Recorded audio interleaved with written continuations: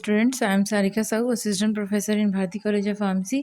So student, today we are going to discuss a topic pre-formulation studies में solubility analysis. Okay.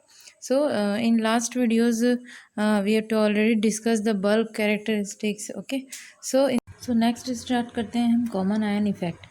Okay so student, इसको start करने से पहले common ion effect का एक example देख लेते हैं। जैसे कि समझ लीजिए कॉलेज में जो फर्स्ट बैच होता है स्टूडेंट्स का, जैसे कि आप लोग हैं, ठीक है। तो फर्स्ट बैच जो है वो ज़्यादा केयर से रहता है, बहुत प्यार से रखा जाता है, ठीक है। तो अब सेकंड बैच की जब बारी आती है तो ठीक है, सेकंड बैच को उतना केयर और उतना इफ़ेक्ट नहीं मिल पाता है, क्योंकि पहले से ही काफ़ी सारे बैचेस होते हैं और लेक्चर्स लेना है, काम का बर्डन इतना ज़्यादा होता है, ठीक है, कि उतना केयर उनको नहीं मिल पाता। सारे टीचर्स जो हैं वो बिज़ी होते हैं, ठीक है।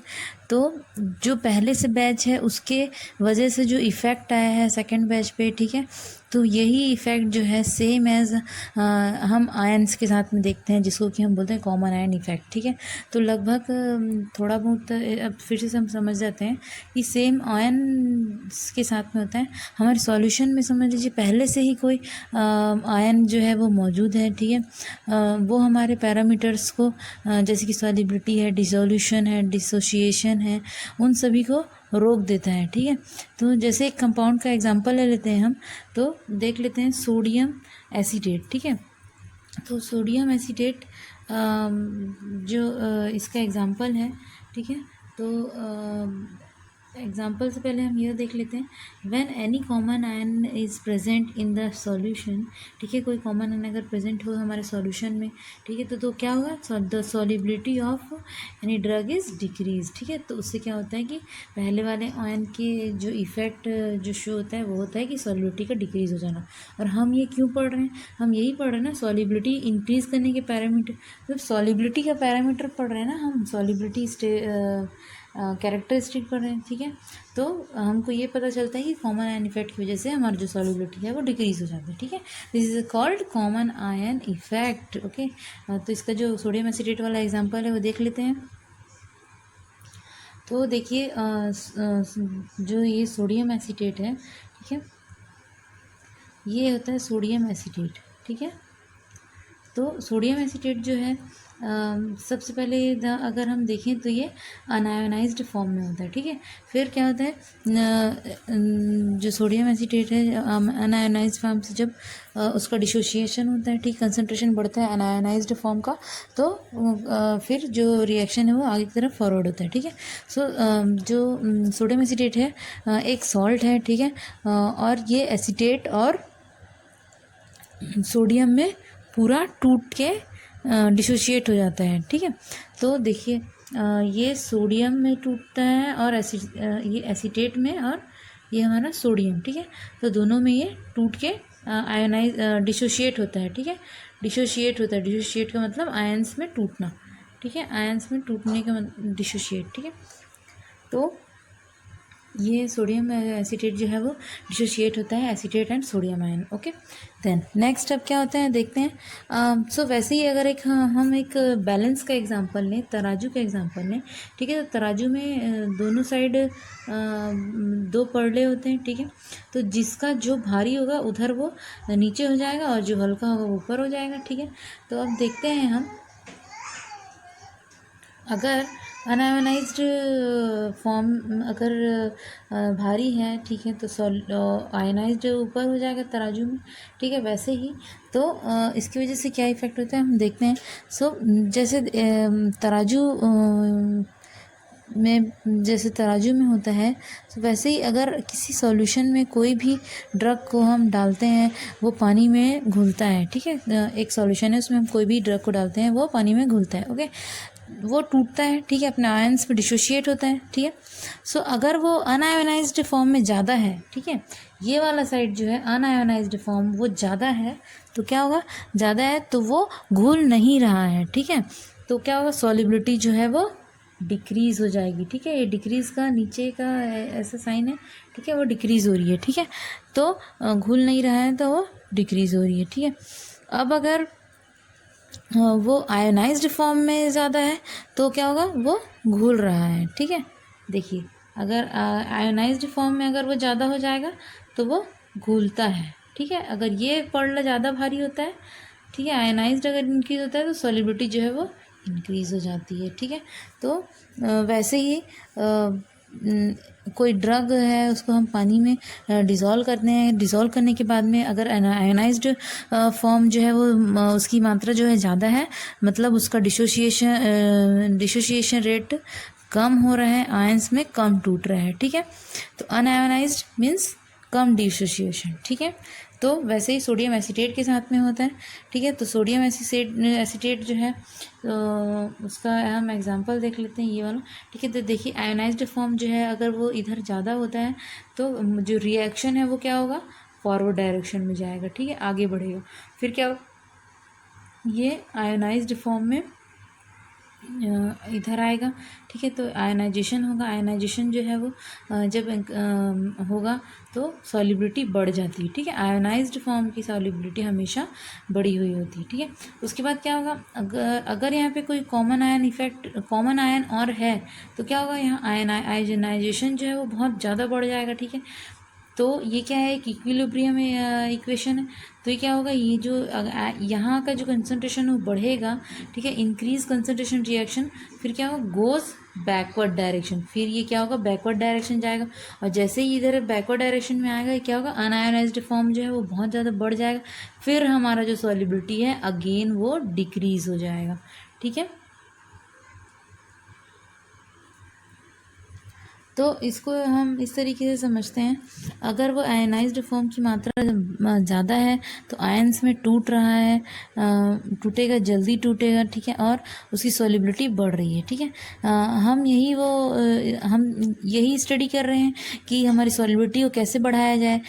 तो हमको ये समझ में आया है कि आयनाइजेशन जितना ज़्यादा होगा उतना वो सॉलिबिलिटी हमारी बढ़ेगी, ठीक है।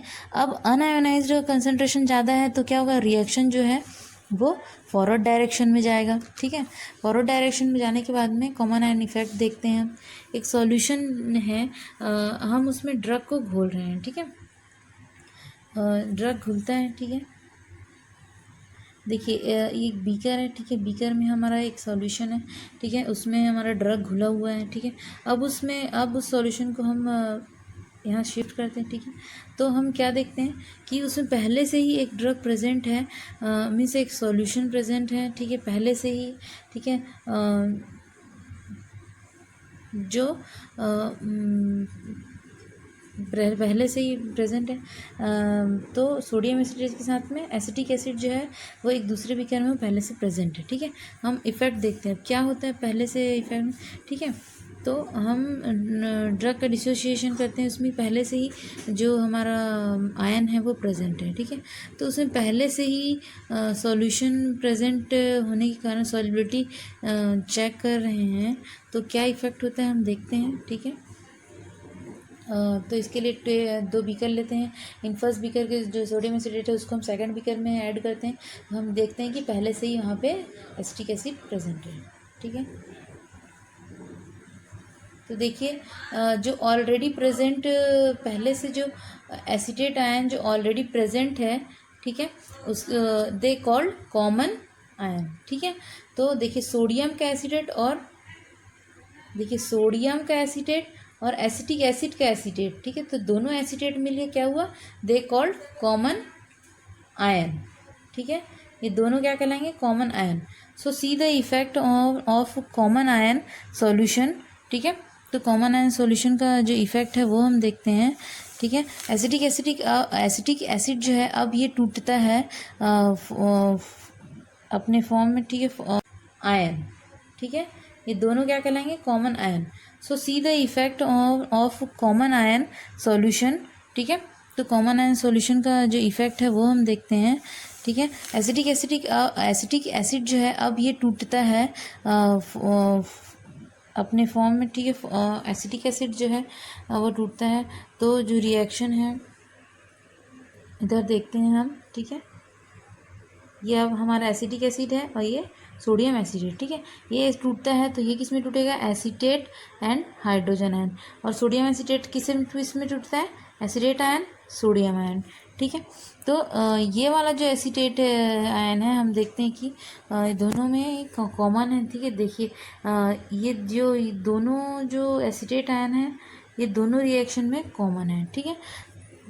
तो देखिए स्टार्टिंग में तो जो सोडियम एसीटेट है, ठीक है, तो यहाँ पे मान लीजिए अगर यहाँ पे 50 मॉलिक्यूल यहाँ से हम अब इसको हम इस तरीके से देखते हैं कि समझ लीजिए एक 50 मॉलिक्यूल्स जो थे हमारे, ठीक है, इस साइड का जो हिस्सा था वो क्या था हमारा अनआयोनाइज्ड फॉर्म, ठीक है। अब ये 50 मॉलिक्यूल्स जब कंसंट्रेशन इनका जब बढ़ेगा तो ये क्या होगा, डिसोशिएट होने के लिए जाएंगे और रिएक्शन जो है वो फॉरवर्ड डायरेक्शन में जाएगा, ठीक है।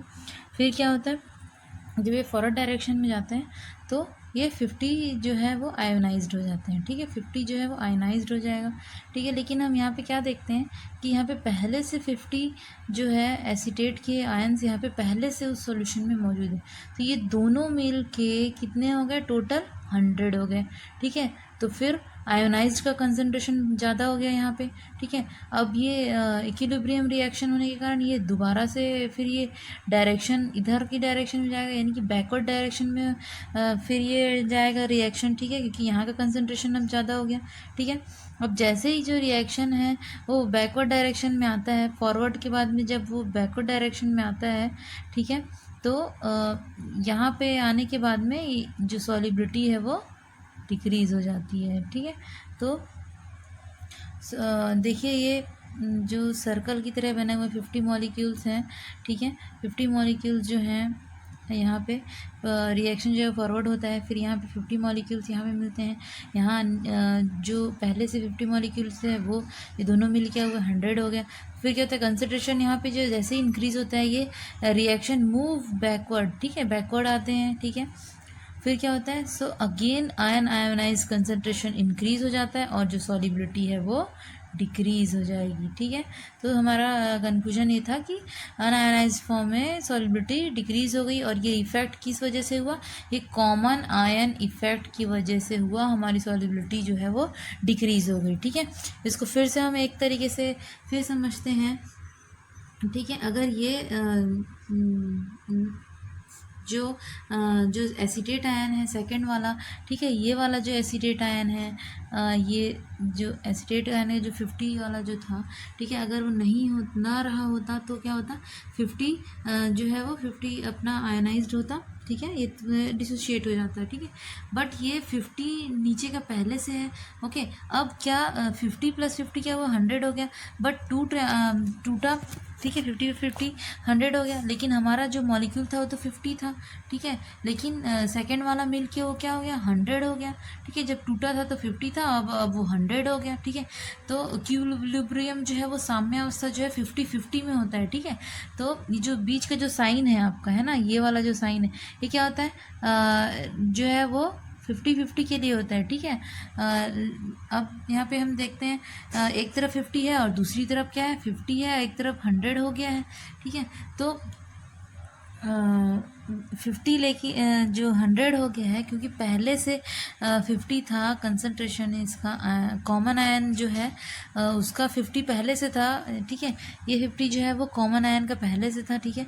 तो पहले से होने के कारण सेकंड का जो कंसंट्रेशन है वो बढ़ गया, ठीक है, यानी आयोनाइज्ड जो था वो ज़्यादा बढ़ गया, तो अब जो रिएक्शन है वो बैकवर्ड हो जाएगा, ठीक है। तो अनआयोनाइज्ड की मात्रा बढ़ गई, ठीक है। जैसे ही अनआयोनाइज्ड की मात्रा यहाँ बढ़ गई, इस साइड का जो अनआयोनाइज्ड मात्रा बढ़ गई तो क्या होगा, सॉलिबिलिटी जो है वो इधर डिक्रीज हो जाएगी, ठीक है। यानी जब आयोनाइज्ड की मात्रा बढ़ेगी तो सॉलिबिलिटी बढ़ेगी और अनआयोनाइज्ड की मात्रा बढ़ेगी तो सॉलिबिलिटी जो है वो घटेगी, क्योंकि कॉमन आयन होने के कारण ये जो आयोनाइज्ड की मात्रा पहले से बढ़ जा रही है, रिएक्शन जो है फॉरवर्ड जाने के बजाय बैकवर्ड जाने लग जाता है, ठीक है। जैसे ही वो बैकवर्ड जाता है इस डायरेक्शन में मूव करता है और सॉलिबिलिटी जो है वो डिक्रीज है, ठीक है।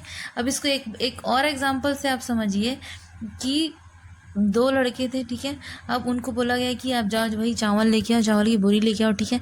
अब एक में चावल की बोरी उनको 30 किलो चावल की बोरी जो है वो दी गई, 30 किलो चावल लेके जाना है उनको बोरी में, ठीक है। अब दोनों चावल लेने के लिए गए, ठीक है। अब दोनों गए एक की बोरी जो है वो खाली लेके गया, पहला लड़का जो था वो बोरी खाली लेके गया, ठीक है, और उसमें 30 किलो वो घर ले आया, ठीक है। अब जो दूसरा है वो क्या किया, 25 किलो वाली बोरी उठा के ले गया, जिसमें पहले से 25 किलो का चावल उसमें पहले से फीड था, ठीक है। तो एक को पूरा चावल का लाभ हुआ, ठीक है, पूरा प्रॉफिट हुआ, और दूसरे को 5 kg सिर्फ मिला और 25 kg का पूरा नुकसान हो गया, ठीक है, क्योंकि उसकी बोरी में पहले से 25 किलो चावल है, ठीक है। तो सेम एज यहाँ पहले से ही एसीटेट आयन जो है, यहाँ पहले से ही एसीटेट आयन जो है वो प्रेजेंट है, तो उसको नुकसान तो होना ही है, ठीक है। तो पहले से यहाँ पे एसीटेट आयन प्रेजेंट है, इसलिए इसका कंसंट्रेशन पहले ही बढ़ा हुआ है, ठीक है। अब ये पूरी तरह से डिसोशिएट नहीं हो पाएगा, ठीक है, क्योंकि डिसोशिएट जो है वो तभी तक होगा जब तक कि इक्विलिब्रियम कंडीशन ना आ जाए, ठीक है। वो तभी तक टूटेगा जब तक कि यहाँ से टूटा जितना टूटा, फिर यहाँ पे वो तभी तक टूटेगा जब तक कि उसका इक्विलिब्रियम साम्यावस्था का कंसंट्रेशन ना आ जाए, ठीक है।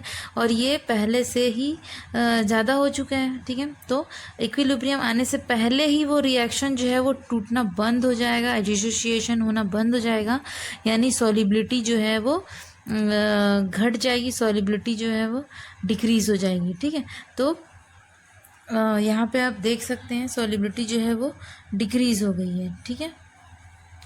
तो हम ये बोल सकते हैं कि किसी भी सॉल्यूशन में, विलियन में कॉमन आयन होने के कारण उस विलियन की सॉलिबिलिटी घट जाती है, उसको ही बोलते हैं कॉमन आयन इफ़ेक्ट, ठीक है।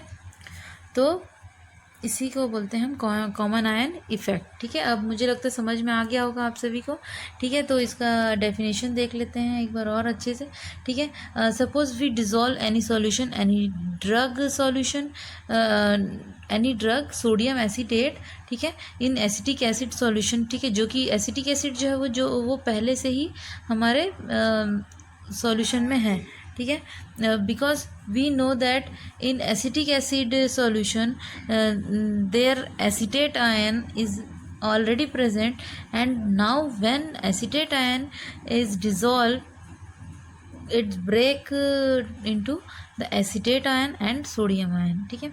So due to the presence of common acetate ion the concentration of ionized form is more, so ठीक है। तो ये क्या होता है, कंसंट्रेशन आयनाइज्ड फॉर्म को ज़्यादा हो जाता है, फिर क्या होता है, जो रिएक्शन है वो, so reaction moves backward direction and the solubility of sodium acetate is decrease, ठीक है।